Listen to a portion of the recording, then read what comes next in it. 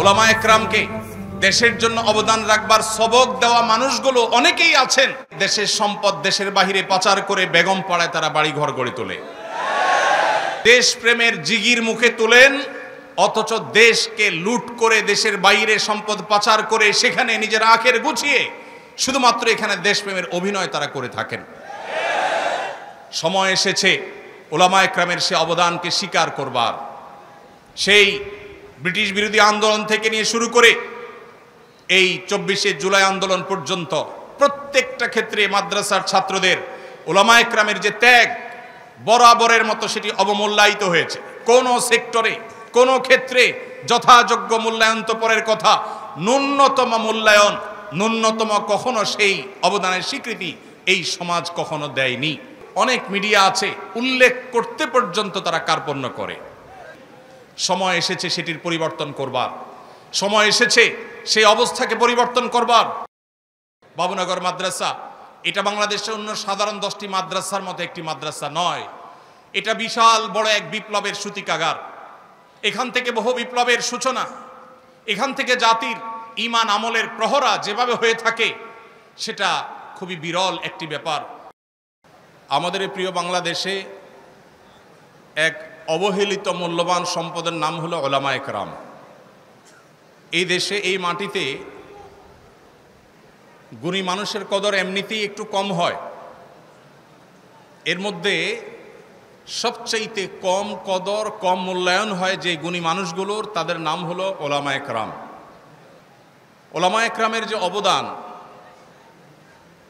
এই সমাজ, এই দেশ, এই মাটি ও মানুষের প্রতি, সেটাকে এই সমাজে কখনো শ্রদ্ধার সাথে কৃতজ্ঞতার সাথে খুব বেশি একটা স্মরণ করতে আমরা দেখি না। এটা হলো আমাদের দেশের দুর্ভাগ্যজনক বাস্তবতা। অথচ সারা দেশে বিভিন্ন পরিসংখ্যান বিভিন্ন রকম তথ্য দিলেও মোটামুটি প্রায় আলী এবং কওমি মিলিয়ে 50,000-এর মতো দ্বীনি শিক্ষা প্রতিষ্ঠান এদেশে আছে।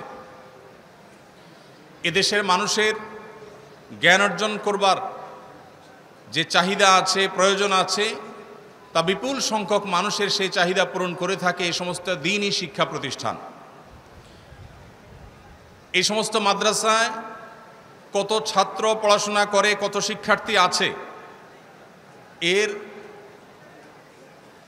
এক্সাক্ট হিসাব বা পরিসংখ্যান কারো কাছে না থাকলেও বিভিন্ন পরিসংখ্যানকে আমলে নিলে পর্যালোচনা করলে দেখা যায় প্রায় 4 থেকে 5 মিলিয়ন, 40 থেকে 50 লক্ষ মানুষ কম বেশি এই দ্বীনি মাদ্রাসা সমূহ থেকে দ্বীনের জ্ঞান আহরণ করে থাকে এবং সমাজের প্রতি তারা নানাবিধ দায়িত্ব পালন করে থাকে।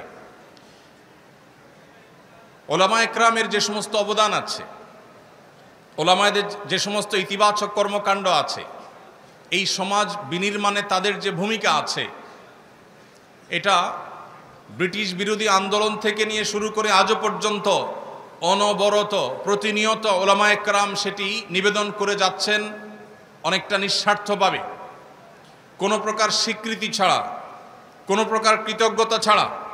সে 1824 থেকে 31-এর তিতুমিরের বাঁশের কিল্লার সংগ্রাম, 1919 থেকে 24-এর খেলাফত আন্দোলন, কিংবা তার আগে পরে যে সাম্রাজ্যবাদী শক্তিকে অপসারণ করবার জন্য উলামায়ে কেরামের যে ত্যাগ, দিল্লির বিভিন্ন এলাকার গাছে গাছে যে ওলামাদের লাশ ঝুলেছে, উলামায়ে কেরাম অকাতরে তাদের যে জীবন বিলিয়েছেন এই সাম্রাজ্যবাদীদের থেকে নিজের দেশ, এ অঞ্চলকে মুক্ত করবার জন্য, সেই থেকে শুরু হয়েছে আজও পর্যন্ত দেশের প্রত্যন্ত অঞ্চলে উলামায়ে কেরাম যেভাবে নির্লসভাবে নিঃস্বার্থভাবে পরিশ্রম দিয়ে যাচ্ছেন এই সমাজকে নির্মাণ করবার জন্য। দুঃখজনক বাস্তবতা হলেও এই রাষ্ট্র কখনো উলামায়ে কেরামের সেই অবদানকে স্বীকার করে নাই। সময়ত উপস্থিতি, আমাদের এই সমাজে সবচেয়ে বড় অভাব, সবচেয়ে বড় খরা, সবচেয়ে বড় দুর্ভিক্ষ হলো সৎ এবং সৎ মানুষের। আমাদের অনেক পরে স্বাধীনতা অর্জনকারী পৃথিবীর বহু দেশ আমরা খুঁজে পাই, যেই দেশ আমাদের চাইতে অর্থনৈতিকভাবে, জ্ঞানে বিজ্ঞানে, তথ্য প্রযুক্তিতে, অবকাঠামোতে, গবেষণাতে, অন্য অনেক সেক্টরে তারা আমাদের চাইতে বহুগুণ এগিয়ে গেছে।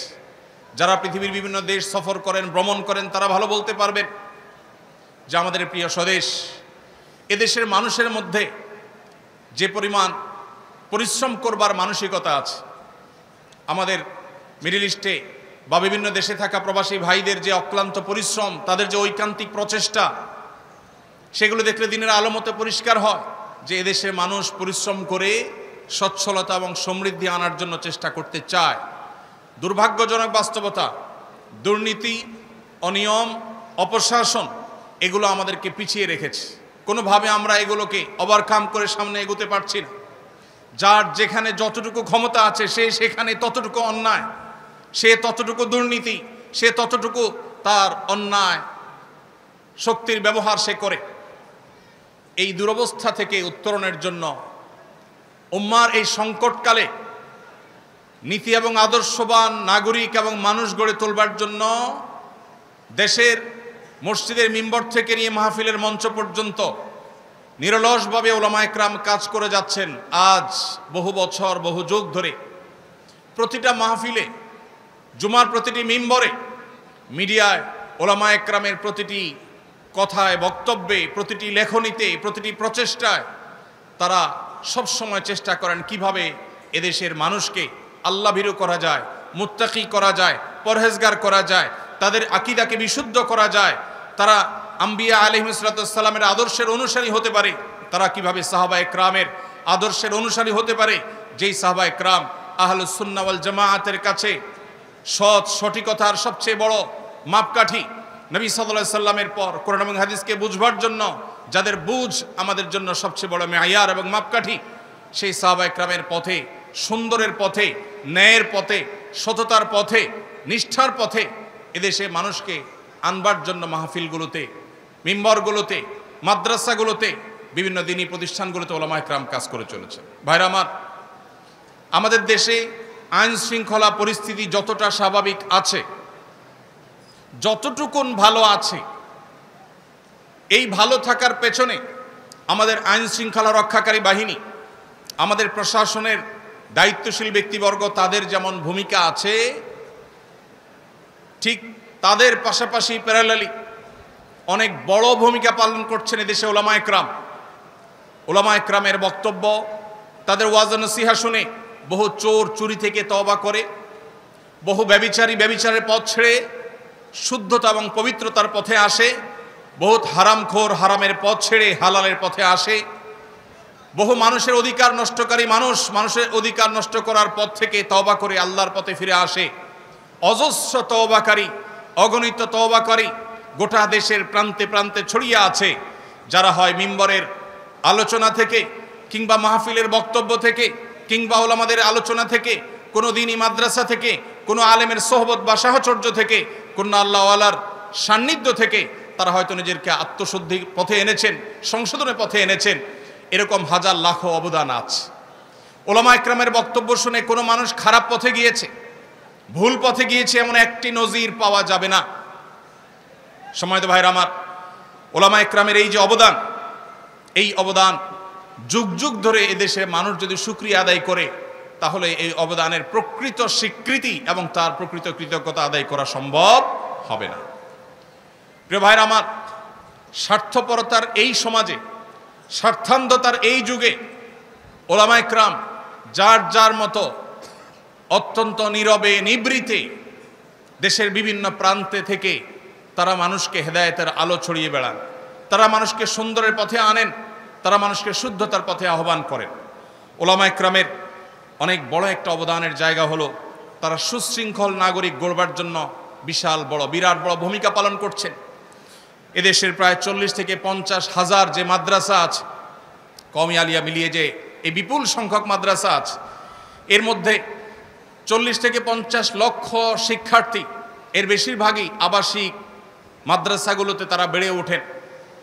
মাদ্রাসার চৌহদ্দিতে এক একটা মাদ্রাসাতে কোনো কোনো জায়গায় 1000, 1500, 2000, 2500, 3000 অথবা কম বেশি শিক্ষার্থী যে আছে, এই শিক্ষা প্রতিষ্ঠানগুলোতে সাধারণত সচরাচর পরিবেশ যতটা সুন্দর থাকে, পরিচ্ছন্ন থাকে, অন্য সাধারণ যে সমস্ত আবাসিক প্রতিষ্ঠান আছে বা আবাসিক ভবন আছে যেখানে মানুষ বসবাস করে, যেখানে বিভিন্ন বয়সী মানুষরা থাকে, আমরা যদি পরিবেশের যে কম্পেয়ার বা তুলনা সেটা যদি আমরা করি তাহলে দেখব দ্বীনি মাদ্রাসাগুলোর পরিবেশ অত্যন্ত পরিচ্ছন্ন থাকে, অত্যন্ত সুন্দর থাকে।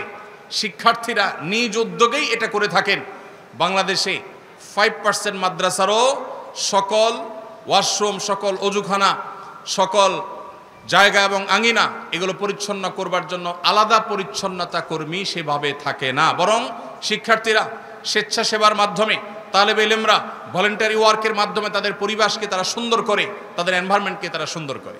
ভাইরা আমার, এত শত মাদ্রাসা, এত লক্ষ লক্ষ ছাত্র, অথচ এই সমস্ত মাদ্রাসাগুলোতে আজও পর্যন্ত কোনো নিজেদের মধ্যে দাঙ্গা হাঙ্গামা লেগে অনেক মানুষ মারা গেছে, বহু মানুষ হতাহত হয়েছে, এরকম একটি ঘটনা আজও পর্যন্ত দেখা যায় না।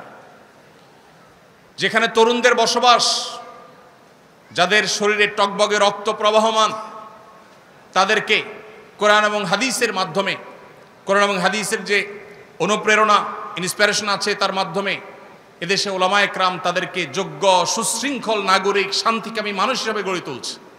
যার কারণে আমাদের থানাগুলোতে যত অপরাধমূলক মামলা হয়ে থাকে এর হয়তো 5% মামলাও এদেশে ওলামায়ে কেরাম, দিনদার মানুষদের নামে সচরাচর হয় না, কেউ দেখাতে পারবে না। এভাবে একটা সমাজকে বিনির্মাণ করবার জন্য ওলামায়ে কেরাম যেভাবে দিন রাত কাজ করে যাচ্ছে, সেই তুলনায় এই রাষ্ট্র কখনো আলেমদের সেই অবদানের স্বীকৃতি দেয় নাই। প্রিয় ভাইরা আমার, আমাদের মাদ্রাসার তালেবে ইলমদের সমালোচনার অনেক জায়গা থাকতে পারে, কিন্তু মাদ্রাসার তালেবে ইলমরা যতটা শান্তিপ্রিয় হয়, তারা যতটা সুশৃঙ্খল হয়,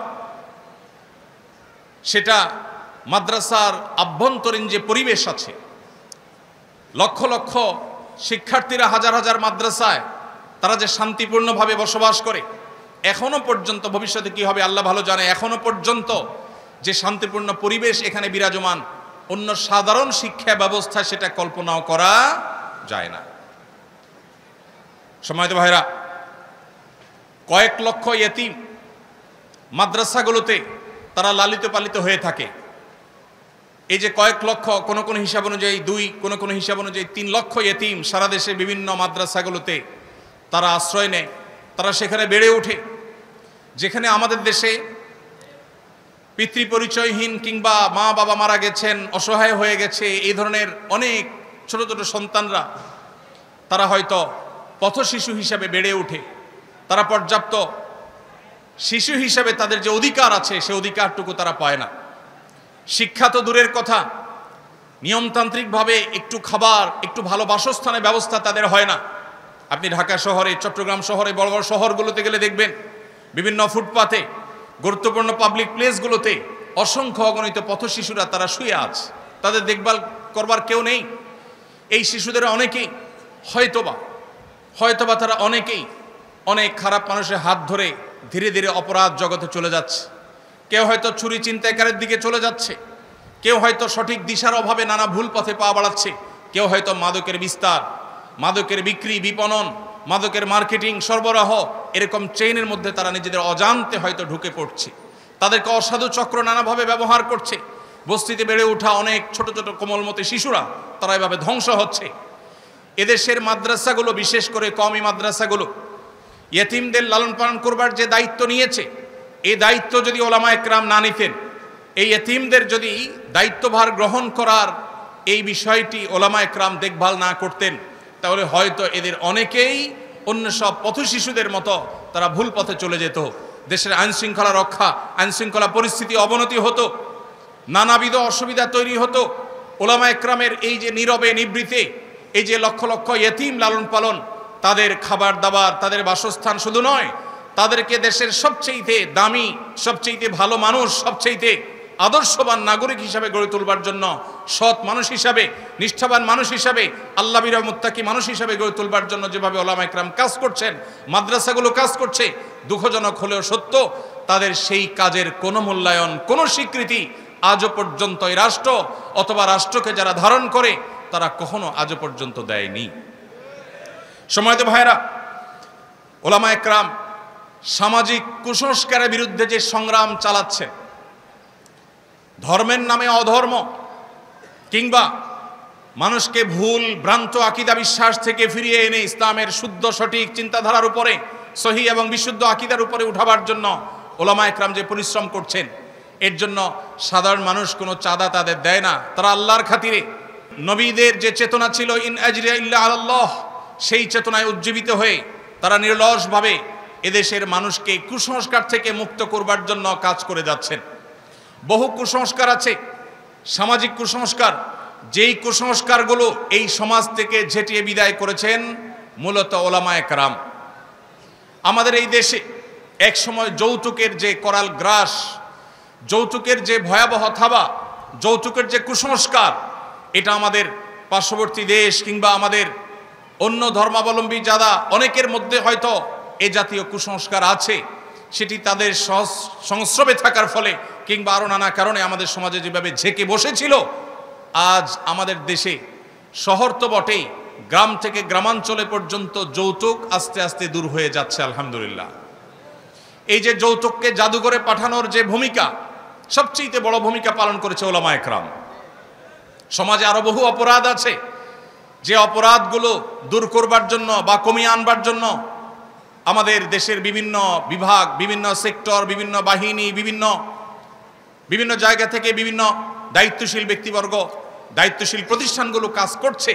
কিন্তু যৌতুক যে আমাদের সমাজ থেকে বিদায় হতে চলেছে, যৌতুক যে একটা ঘৃণার বিষয়ে পরিণত হয়েছে, যৌতুক দেওয়া নেওয়াকে সামাজিকভাবে যে অত্যন্ত খারাপ জিনিস মনে করা হয়, এই মনে করার পেছনে, এই ন্যারেটিভ বয়ান দাঁড় করাবার পেছনে একচ্ছত্র এবং একক অবদান শুধুই ওলামা ইকরামের। এরকম অগণিত এরকম বহু কুসংস্কার এ সমাজ থেকে ঝেঁটে বিদায় করেছেন ওলামা ইকরাম, কিন্তু ওলামা ইকরামের সে সমস্ত অবদানের তেমন কোনো স্বীকৃতি আপনি কখনো শুনতে পাবেন না।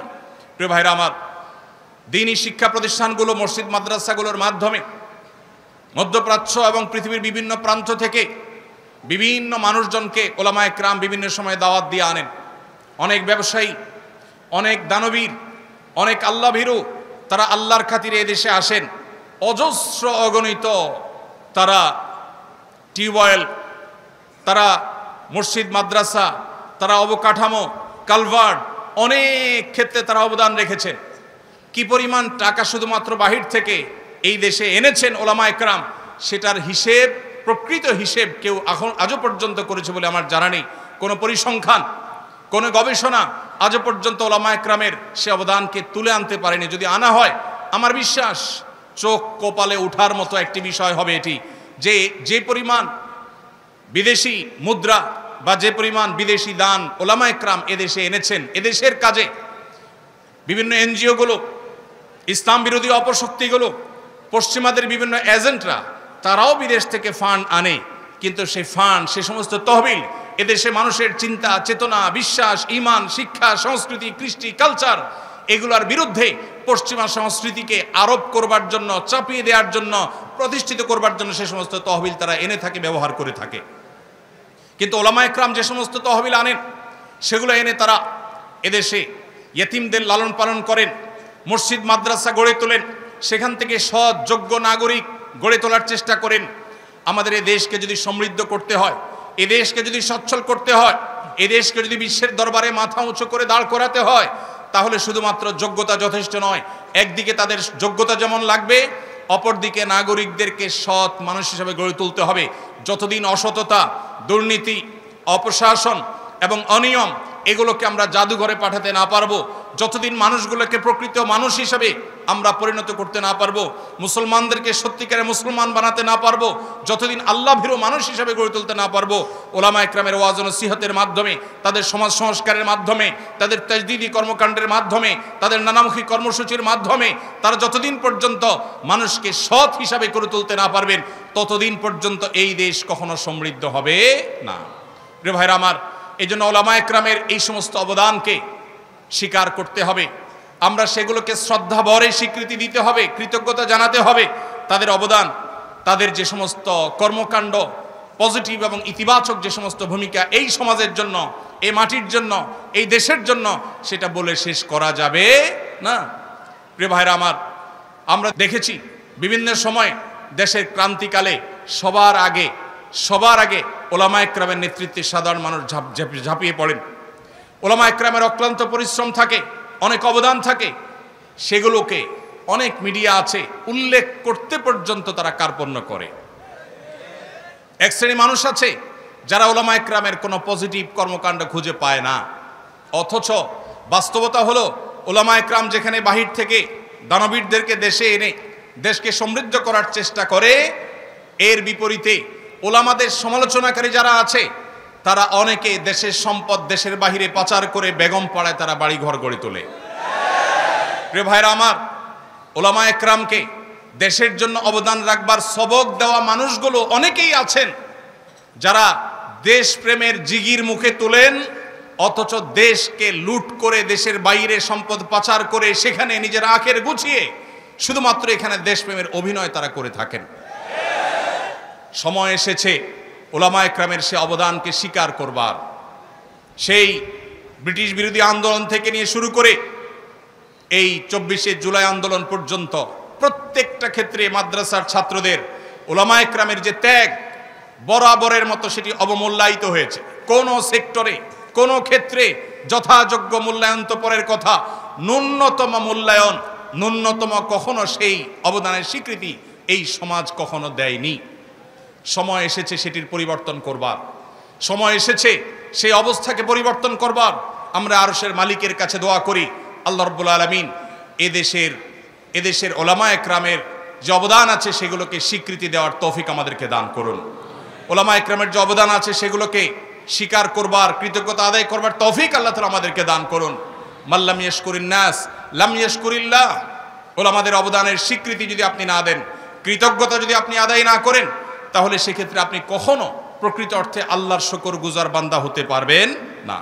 মোহতারাম হাজরিন, ওলামা একরাম তাদের মাধ্যমে রাষ্ট্র চাইলে এই রাষ্ট্রের চেহারা বদলে দিতে পারে, এ রাষ্ট্রের চেহারা বদলে দিতে পারে।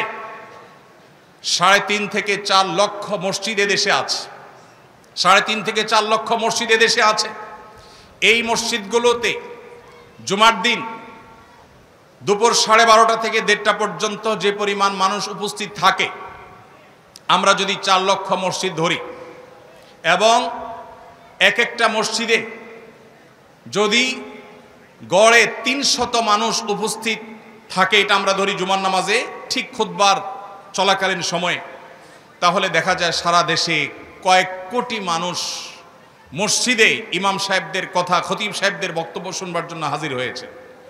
স্বপ্রণোদিতভাবে সমস্ত মিডিয়া একযোগে পিক টাইমে যে পরিমাণ দর্শক পায়, সেই দর্শকের সংখ্যার চাইতে বহুগুণ বেশি হবে এই সংখ্যা, যেটা ওলামা একরামের কথা শুনবার জন্য মানুষ সপ্তাহের সবচাইতে সেরা টাইমটা, সবচাইতে ফ্রেশ টাইমটা জুমার দিনে ভালো করে একটা ঘুম দিয়ে ফ্রেশ মোডে সবচেয়ে ভালোভাবে একটা গোসল দিয়ে উত্তম পোশাক পরিধান করে সুগন্ধি মাখিয়ে সবচাইতে ফ্রেশ মোডে ওলামা একরামের সামনে এসে বসে থাকে মানুষ কথা শুনবার জন্য। ভাইরা আমার, এই মসজিদগুলো, এগুলোকে যদি রাষ্ট্র ওন করত, এগুলোকে রাষ্ট্র যদি নিজের বলে গ্রহণ করত এবং পৃষ্ঠপোষকতা দিত, সঠিক ব্যবহার করবার চেষ্টা করত, তাহলে এই জাতিকে সঠিক মেসেজ দেওয়ার জন্য, যথাযথ বার্তা পৌঁছাবার জন্য, সংশোধন করবার জন্য, বহুবিধ সামাজিক কার্যক্রম পরিচালনা করবার জন্য এই মসজিদগুলো সবচাইতে বড় ভূমিকা রাখতে পারত। অথচ দুর্ভাগ্য, ইমাম সাহেব, খতিব সাহেবরা, মুয়াজ্জিন সাহেবরা, মসজিদগুলো সবচাইতে অবহেলিত এই দেশে। প্রিয় ভাইরা আমার, এই দেশে যে সমস্ত প্রাকৃতিক দুর্যোগ হয়ে থাকে, আমরা আমাদের আসুন্নাহ ফাউন্ডেশনের বিভিন্ন কার্যক্রম পরিচালনা করবার মধ্য দিয়ে আমাদের যে অভিজ্ঞতাটুকু হয়েছে তার আলোকে আমরা বলতে পারি সবচেয়ে বেশি দুর্যোগে মোকাবেলায় মসজিদগুলো আমাদের সবচেয়ে বেশি সহায়ক ভূমিকায় আসে। কারণ মসজিদগুলোতে ইমাম খতিব সাহেবরা এলাকা মানুষকে অনুপ্রাণিত করে অন্যের কষ্ট দূর করবার জন্য তাদেরকে বের করে দেয়, মানুষকে উৎসাহিত করে, মানুষকে তার সর্বস্ব ত্যাগ করবার জন্য শিক্ষা দিয়ে থাকে। এটা মসজিদগুলো থেকে হয়। অতএব যদি সারা দেশের মসজিদের ইমাম সাহেবদেরকে যদি রাষ্ট্র অন করত, তাহলে দেখা যেত অনেক দুর্যোগ আছে, অনেক ঝড়, জলোচ্ছ্বাস, বন্যা, বিভিন্ন রকমের দুর্যোগ আছে, যেই দুর্যোগগুলো মোকাবেলা করতে মসজিদগুলো নেতৃত্ব দিতে পারত, সমাজের চেহারা বদলাতে পারত। আমরা পরিবেশ দূষণের শিকার, আমাদের কর্মকাণ্ডের কারণে, নানা ভুল পদক্ষেপের কারণে আজ আমরা পরিবেশ দূষণের শিকার। আপনারা দেখেছেন বিভিন্ন সময় পরিবেশ সেক্টরে যে পরিমাণ বাজেট আছে সেখানে হরিলুট সবচেয়ে বেশি হচ্ছে।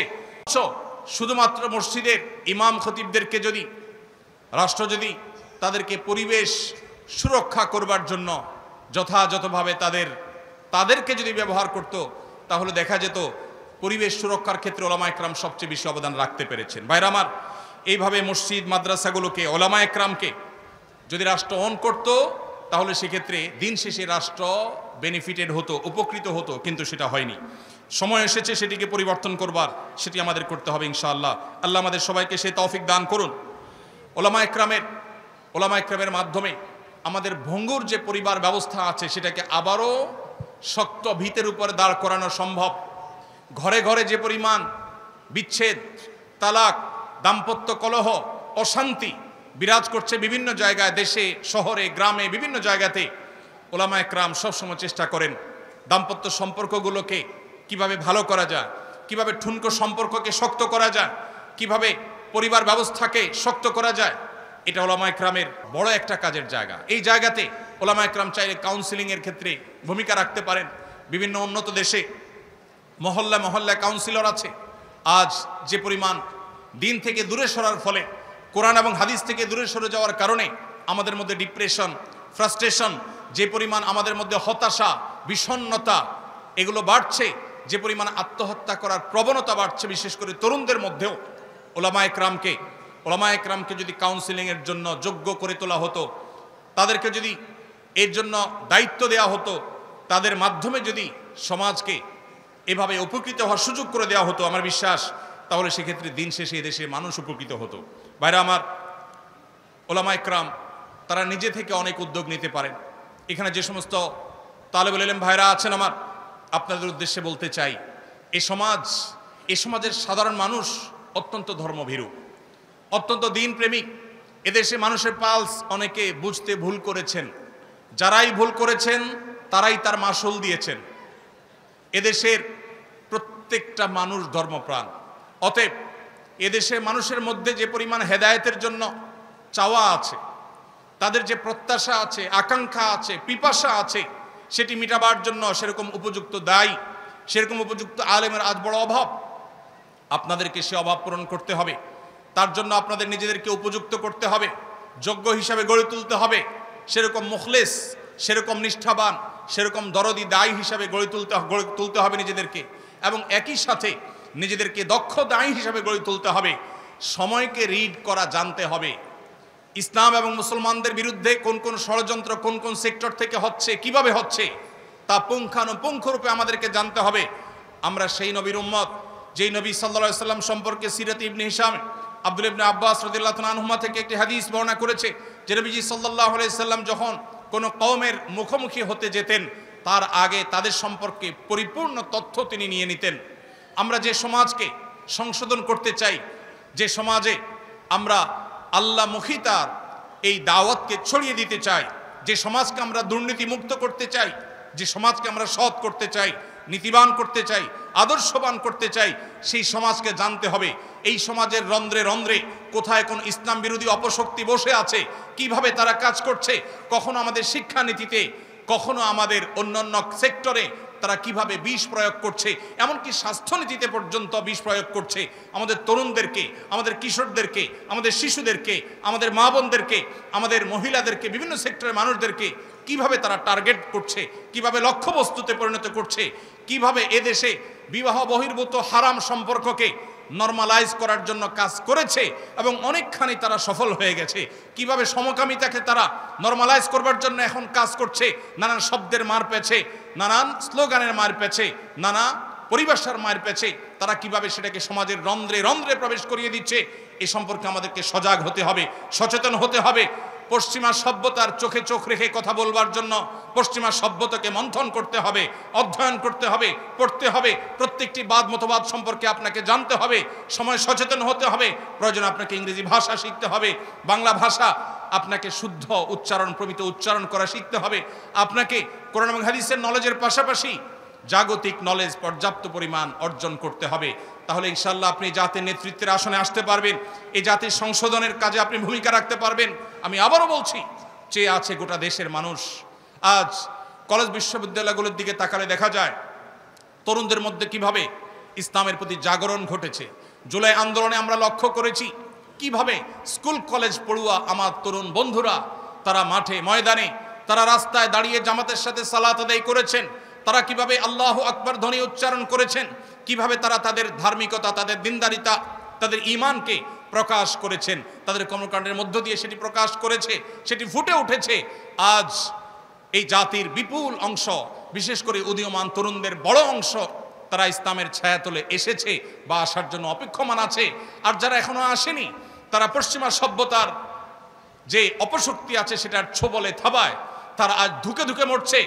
পারিবারিকভাবে তারা অনেকে অশান্তিতে মরছেন, অনেকে দাম্পত্য কলহে ভুগছেন, অনেকে বিভিন্ন রকমের মানসিক যন্ত্রণায় ভুগছেন, ডিপ্রেশনে, ফ্রাস্ট্রেশনে ভুগছেন, হতাশায় ভুগছেন, আত্মহত্যার পথে পা বাড়াচ্ছেন, ভুল পথে চলে যাচ্ছেন। তারা অনেকেই আছেন যারা ইসলামের জন্য হয়তো নিজের অজান্তে তারা অপেক্ষা করছেন, কোরআনের দাওয়াতের জন্য, সুন্নাতে রাসূলের দাওয়াতের জন্য, সুন্নাতে সাহাবার দাওয়াতের জন্য তারা অপেক্ষমান আছেন। তাদের সেই পিপাসা নিবারণ করবার জন্য আজ বড় বেশি দরকার এক ঝাঁক তরুণ সেরকম আলেমের। আমি সৈয়দ আবুল হাসান আলী আন-নদভী রাহিমাহুল্লাহর সেই মায়ের দোয়ার কথা স্মরণ করতে চাই। তিনি শৈশবে তার মা সম্পর্কে তিনি তার এক বইয়ে, মেরি আম্মা নামক বইয়ে লিখেছেন যে শৈশবে তার মা জায়নামাজে বসে দোয়া করতেন, আয় আল্লাহ এক সে হাজারোं কি জরুরত পুরি ফরমা। সময় এসেছে এখন সেই হুবহু সেই দোয়া করবার। আয় আল্লাহ আমাদের এই দেশের জন্য, এই মুসলিম মিল্লাতের জন্য, আমাদের মাদ্রাসার তালেব ইলমদের এক একজনকে এমন যোগ্য করে দিন, এমন প্রভাবশালী করে দিন, এমন মুত্তাকি করে দেন, এমন মুখলিস বানিয়ে দিন, এমন বুক ভরা দরদওয়ালা বানিয়ে দিন যে এক একজন হাজার হাজার মানুষের কাজ করতে পারে। প্রিয় ভাইরা আমার, আমাদেরকে নিজেদেরকে গড়ে তুলতে হবে। এই সমাজকে পরিবর্তন করবার জন্য আমাদেরকে নিজেদেরকে যোগ্য করে তুলতে হবে, আমাদের সে ভূমিকা রাখতে হবে। এর জন্য দরকার হলো বুক ভরা ব্যথা। বুক ভরা ব্যথা নবী করিম সাল্লাল্লাহু আলাইহি ওয়াসাল্লাম তিনি তার এক হাদিসে তিনি বলেছেন, আপনারা জানেন নাকি, যে তোমরা যখন জাহান্নামে পতিত হওয়ার জন্য পতঙ্গের মতো, পতঙ্গ যেরকম আগুন কিংবা বিদ্যুতের লাইটের উপর ঝাঁপিয়ে পড়ে পড়ে নিজেকে শেষ করে দেয়, তোমরা নিজেদেরকে পাপের দিকে, জাহান্নামের দিকে সেভাবে যখন ধাবিত করো, ওয়ানা আখিযুম বিহুজাজিকুম মিনান নার, আমি তোমাদেরকে জাহান্নাম থেকে বাঁচাবার জন্য তোমাদের কোমর ধরে টানার মতো চেষ্টা করি। আজ সেই নবী আলাইহিস সালামের মতো নবীওয়ালা সে দরদ, সেই ব্যথা, সেই বেদনা বুকে ধারণ করে আজ আমরা মানুষকে দাওয়াত দিতে হবে কোরআন এবং হাদিসের পথে, কোরআন এবং সুন্নাহর পথে, বিশুদ্ধ আকীদার পথে। নবী আলাইহিস সালাম, আম্বিয়া আলাইহিস সালামের যে নিষ্পাপত্য, সাহাবায়ে কেরামের যে সততা নিষ্ঠা, তাদের যে সত্যবাদিতা এবং সঠিকতার মাপকাঠি হওয়ার দাওয়াত, কোরআন এবং সুন্নাহর সার্বিক দাওয়াত আমরা যে মানুষের দ্বারে দ্বারে পৌঁছাতে হবে। আমরা যে দেশের মানুষের যে আইডেন্টিটি পরিবর্তন করে দেওয়া হয়েছে, আজ মুসলমানের সন্তান নিজেকে পরিচয় দেয় তার পেশা দিয়া, মুসলমানের সন্তান আজ ক্যারিয়ারিস্টিক হয়ে গেছে অনেক ক্ষেত্রে। তার যে আসল আইডেন্টিটি, তার রবের সাথে যে সম্পর্ক, তার পালনকর্তার সাথে যে পরিচয়, দিন শেষে তার সবচেয়ে বড় পরিচয় যে সে আব্দ, সে গোলাম, সে দাস, মহামনিবের, মহামালিকের, সেই জিনিসটি আজ এদেশে মানুষ ভুলে গেছে। পশ্চিমা সভ্যতা, পশ্চিমা সংস্কৃতির থাবায় সেটা ভুলিয়ে দেওয়া হয়েছে, কখনো শিক্ষার নামে, কখনো উন্নয়নের নামে, কখনো নানা নামে। আমাদের ভাই বোনদেরকে যখন ইসলাম থেকে অনেকটা দূরে সরিয়ে দেওয়া হচ্ছে, তারা নামে মাত্র মুসলমান হচ্ছে, কেউ হয়তো জুমা পড়ছেন, কেউ হয়তো 2-4 ওয়াক্ত পড়ছেন, কেউ হয়তো নামাজ পড়ছেন, অন্য ক্ষেত্রে তার ইসলাম পালনের কোনো খবর নেই, কোনো আগ্রহ নেই, কোনো তার ভিতরে ন্যূনতম প্রচেষ্টা নেই, সেই চেতনা নেই, সেই ধারণা পর্যন্ত নেই। সে মানুষগুলোকে পরিপূর্ণ ইসলামের পথে আনার কাজ আমাদেরকে করতে হবে এবং তার জন্য নিজেকে উপযোগী করতে হবে এবং নিজের মধ্যে সেই দরদ, সেই যোগ্যতা, সেই বহুমুখী প্রতিভা, সময়কে জানার মতো যোগ্যতা, সমসাময়িক জ্ঞান যতটুকু না জানলে নয় সেটা আমাদেরকে অর্জন করতে হবে। লিডারশিপ কোয়ালিটি আমাদের মধ্যে আনতে হবে। লিডারশিপ কোয়ালিটি না আনলে আমরা শুধুই কোরআন এবং হাদিসের কথা মানুষকে শুধু বলবো, কিন্তু আমরা সমাজের নেতৃত্বের আসনে আসতে পারবো না। কোরআন হাদিসের মধ্যে লিডারশিপ আছে, সেটাকেই শুধুমাত্র আলাদা করে আমাদেরকে ধারণ করতে হবে, শিখতে হবে, অর্জন করতে হবে। আর সে আজিমের মালিকের কাছে দোয়া করি, আল্লাহ রাব্বুল আলামিন আমাদের তালেব ইলমদেরকে, আমাদের উলামায়ে কেরামকে এই সমাজকে পরিবর্তনকারী হিসাবে পরিবর্তন করবার জন্য যত যোগ্যতা প্রয়োজন, যত নিষ্ঠা প্রয়োজন, যত ইখলাসের প্রয়োজন, যত দরদের প্রয়োজন, আল্লাহ রাব্বুল আলামিন আমাদের সবাইকে সেই দরদ, সেই ইখলাস, সেই নিষ্ঠা, সেই যোগ্যতা দান করুন। এই মাটিকে আল্লাহ তাআলা দ্বীনের জন্য, ঈমানের জন্য, কোরআনের জন্য, সুন্নাহর জন্য আল্লাহ তাআলা কবুল এবং মঞ্জুর করুন। বাবুনগর মাদ্রাসা এটা বাংলাদেশের অন্য সাধারণ 10টি মাদ্রাসার মতো একটি মাদ্রাসা নয়। এটা বিশাল বড় এক বিপ্লবের সূতিকাগার। এখান থেকে বহু বিপ্লবের সূচনা, এখান থেকে জাতির ঈমান আমলের প্রহরা যেভাবে হয়ে থাকে সেটা খুবই বিরল একটি ব্যাপার। আল্লাহ রাব্বুল আলামিনের কাছে দোয়া করি, আল্লাহ রাব্বুল আলামিন আমাদেরকে সেই চেতনা, সেই ঈমানি দায়িত্ব আমাদেরকে আমরণ পালন করবার তৌফিক দান করুন। দ্বীনি প্রতিষ্ঠানগুলো, উলামায়ে কেরামের যে অবদান, সেটাকে এই সমাজ, এই জাতিকে আল্লাহ তাআলা পরিপূর্ণভাবে স্বীকৃতি দেওয়ার, কৃতজ্ঞতা আদায় করার, উলামায়ে কেরাম তাদের সবটুকুন দেওয়ার সুযোগ যেন লাভ করেন, সেই তৌফিক আমাদের সবাইকে আল্লাহ তাআলা দান করুন। আল্লাহ রাব্বুল আলামিন গোটা দুনিয়ার মাজলুম যে মানবতা আছে, মুসলিম মা বোনরা, আমাদের ভাই বোনেরা, আমাদের যে যে প্রান্তে আজ মাজলুম আছে, আরশে আজিমের মালিকের কাছে ফরিয়াদ করি, আল্লাহ রাব্বুল আলামিন তাদের সবাইকে আল্লাহ রাব্বুল আলামিন তার গায়বী নুসরত দান করুন, যেভাবে আসহাবে বদরকে আল্লাহ তাআলা করেছেন। আল্লাহ রাব্বুল আলামিনের কাছে কায়মনা বাক্যে দোয়া করি, আল্লাহ তাআলা এই মাহফিলকে, এই জলসাকে কবুল এবং মঞ্জুর করুন। আমাদেরকে কোরআন এবং সুন্নাহর অনুসারী হওয়ার তৌফিক দান করুন। আল্লাহ রাসূল সাল্লাল্লাহু আলাইহি ওয়াসাল্লাম, সাহাবায়ে কেরামের অনুসারী হওয়ার তৌফিক দান করুন। আমাদের সবাইকে ইত্তেবায়ে সুন্নাহ, সুন্নাতে রাসূল এবং সুন্নাতে সাহাবার পরিপূর্ণ ইত্তেবা এবং অনুকরণ করার তৌফিক দান করুন। আমি আবারও শুকরিয়া জানাচ্ছি আমাদের সম্মানিত মুরব্বিয়ানে আযমের প্রতি, যারা আমাকে কিছু কথা বলবার সুযোগ করে দিয়েছেন, যাদের বদান্যতার কারণে, তাদের হোসনে জনের কারণে আমি হয়তো কিছু কথা বলবার সুযোগ পেয়েছি। ইন আসাবতু ফামিনাল্লাহ, যদি আমি সঠিক কিছু বলে থাকি সেটি আল্লাহর তরফ থেকে, ওয়া ইন আখতাতু ফামিন্নী ওয়া মিনাশ শাইতান, যদি ভুল কিছু করে থাকি, বলে থাকি, সেটি শয়তান বা আমার তরফ থেকে। পরিশেষে আমি আমাদের বিশেষ করে তালেব ইলম ভাইদেরকে বলতে চাই, আস-সুন্নাহ ফাউন্ডেশন সারা বাংলাদেশে যেভাবে কাজ করেছে, এই এলাকাতে ফটিকছড়ি থানাতে, নাজিরহাটের আশেপাশে বিভিন্ন জায়গায় আস-সুন্নাহ ফাউন্ডেশনের কাজ এখনো চলমান আছে আলহামদুলিল্লাহ। শুধুমাত্র আপনাদের এই থানাতে বন্যায় গৃহহারাদের যে পরিমাণ ঘর আস-সুন্নাহ ফাউন্ডেশন বানিয়ে দিয়েছে, সেগুলো ইনশাআল্লাহ আমরা আগামী কয়েকদিনের মধ্যে হয়তো চাবি হস্তান্তর করব মালিকদের কাছে। এভাবে সারা দেশের প্রত্যেকটা সেক্টরে আমরা কাজ করছি। আমার তালেব ইলম ভাইদেরকে আমি বলতে চাই, এই দেশে আমাদের মা বোনরা কেউ যদি জুলুমের শিকার হন, তাদেরকে মুক্ত করবার দায়িত্ব কি আমাদের না বামদের? কিন্তু আমরা সেই দায়িত্ব কতটা পালন করি? এদেশের শিশুরা যদি নিগৃহীত হয়, শিশুদের অধিকার যদি নষ্ট হয়, তাহলে সেক্ষেত্রে সেই অধিকার আদায় করবার দায়িত্ব কি আমাদের নাকি বামদের? কিন্তু আমাদের শিশু অধিকার প্রতিষ্ঠার সংগঠন কয়টা আছে? এদেশে মানুষের দুর্যোগে, দুর্বিপাকে সবার আগে ঝাঁপিয়ে পড়ে সবচেয়ে বেশি ভূমিকা রাখার দায়িত্ব, কর্তব্য আমাদের।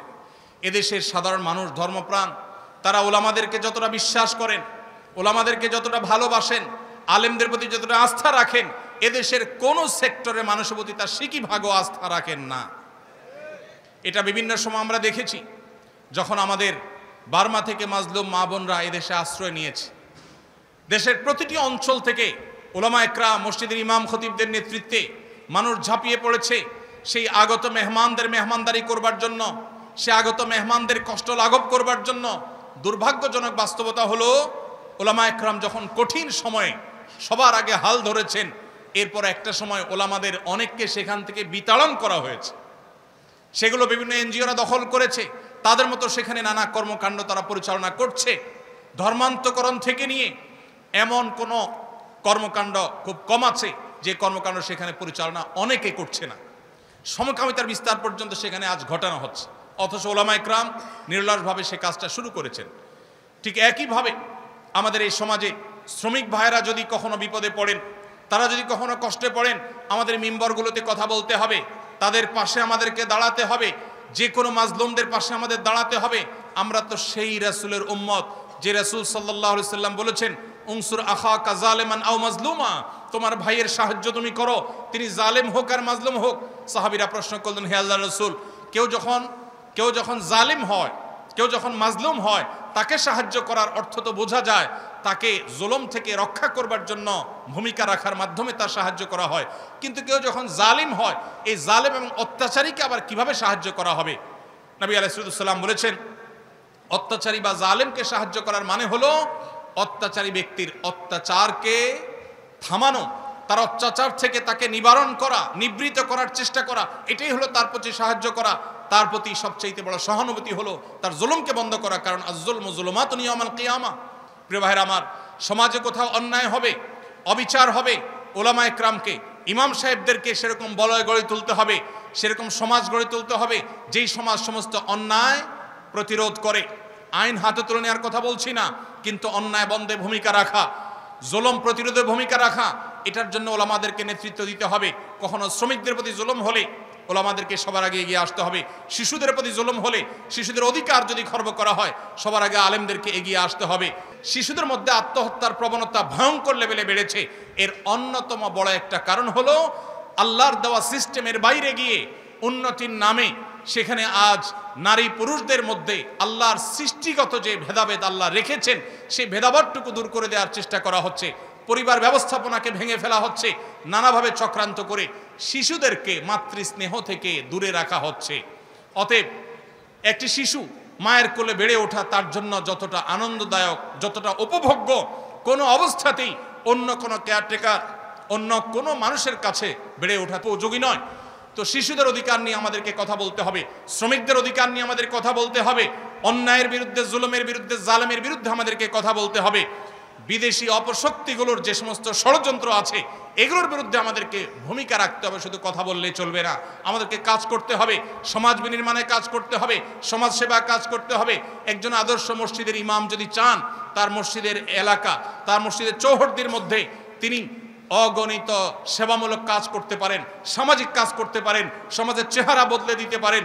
মসজিদের ধনীদের লিস্ট যেরকম আছে, তালিকা যেরকম আছে, গরিবদের তালিকা রাখতে পারেন। গরিবদের অভাব মোচনের জন্য গরিবদের সাথে, ধনীদের সাথে গরিবদেরকে ভাগ বন্টন করে দিতে পারেন, যাতে করে গরিবরা ধনীদের থেকে উপকৃত হতে পারে। আশেপাশের যে সমস্ত পরিবেশ বিপর্যয়ের শিকার হচ্ছে, সেই পরিবেশগুলোকে উন্নত করতে পারেন। পরিবেশকে ভালো করবার জন্য ওলামা একরাম তরুণদেরকে নেতৃত্ব দিয়ে অনেক কিছু করতে পারেন। আমরা বহু আলেমদেরকে দেখেছি দেশে, আলহামদুলিল্লাহ, অনেক ওলামা একরাম তারা বিভিন্ন ক্ষেত্রে, বিভিন্ন জায়গায়, মসজিদে শুধুমাত্র মিম্বর থেকে নেতৃত্ব দিয়ে যুবক এবং তরুণদেরকে নিয়ে এলাকার চেহারা তারা পরিবর্তন করেছে। আমরা আজ সে কাজ করবার সময় এসেছে, সে কাজ আমাদেরকে করতে হবে। আমরা দোয়া করি আল্লাহ রাব্বুল আলামিন আমাদেরকে সেরকম বহুমুখী যোগ্যতা অর্জন করবার তৌফিক দান করুন। আপনারা যারা তরুণরা আছেন, বিশেষ করে তালেবুল ইলমরা আছেন, যারা অনেকে হয়তো একটি সুপ্ত প্রশ্ন আপনাদের মনে আছে, কিভাবে আমরা আস-সুন্নাহ ফাউন্ডেশনের মতো দাতব্য প্রতিষ্ঠান গড়ে তুলতে পারি। আমি আপনাদেরকে বলতে চাই, এ ধরনের প্রতিষ্ঠান করবার জন্য আমরা মনে করি সবচেয়ে বেশি প্রয়োজন টাকার, অথচ এটা হলো আমাদের সবচেয়ে বড় ভুল। আমাদের সবচেয়ে বেশি প্রয়োজন হলো ঐকান্তিক প্রচেষ্টার এবং সিরিয়াসনেসের।